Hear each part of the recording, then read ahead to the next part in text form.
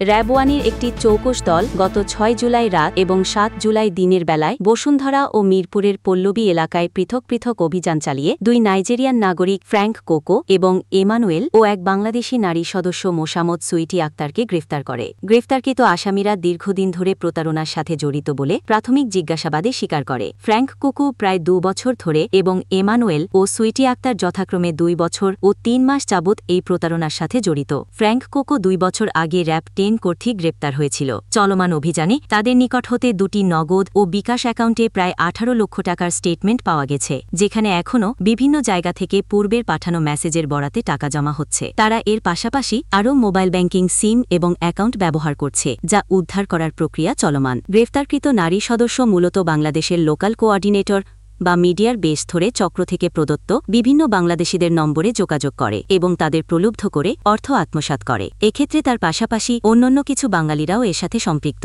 Media হিসেবে অংশগ্রহণকারীরা প্রতারণায় প্রাপ্ত ১০-১৫% টাকার শেয়ার পায়। বর্ণিত বিদেশি নাগরিকদের ভিসার মেয়াদ দীর্ঘদিন আগেই শেষ হয়েছে বলে তারা জানায় এবং একজনের পাসপোর্ট আগেই জব্দ করা হয়েছে বলে জানা যায়। ধৃত আসামিদের নিকট হতে প্রতারণার কাজে ব্যবহৃত ২টি ল্যাপটপ, ৪টি আইফোন, 3টি স্মার্ট মোবাইল ফোন, 3টি বাটন মোবাইল ফোন, 1টি ট্যাব, 1টি ওরিও ব্র্যান্ডের হার্ড ড্রাইভ উদ্ধার করা হয়। উদ্ধারকৃত সরঞ্জামাদি ও গ্রেফতারকৃত আসামিদের বিরুদ্ধে আইনগত ব্যবস্থা প্রক্রিয়াধীন।